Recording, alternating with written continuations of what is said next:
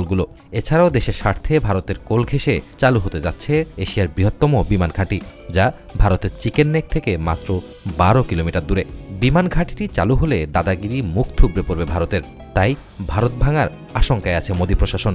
Doctor ইউনূসের এমন সামরিক কৌশলে ধরাশায়ী ভারত। দেশটির এখন ছেড়ে দে মা কেঁদে বাঁচি অবস্থা। অন্যদিকে মোহাম্মদ ইউনূসের কূটনৈতিক মহাপরিকল্পনায় অর্থনৈতিক অচলাবস্থা তৈরি হবার উপক্রম ভারতে। বাংলাদেশের মানুষ যখন ভারত হটাও স্লোগানে মুখর, ঠিক তখনই ভারত নির্ভরতা থেকে মুখ ফিরিয়ে নিজেদের সক্ষমতার জানান দিচ্ছে ঢাকা। বাংলাদেশের সাথে বন্ধুত্বের হাত বাড়িয়েছে পাকিস্তান সহ প্রতিবেশী কয়েকটি দেশ। ইতোমধ্যে চীন, পাকিস্তান, ইরাক, তুরস্কের মতো দেশগুলো ডক্টর ইউনূসের পাশে থাকার ঘোষণা দিয়েছে।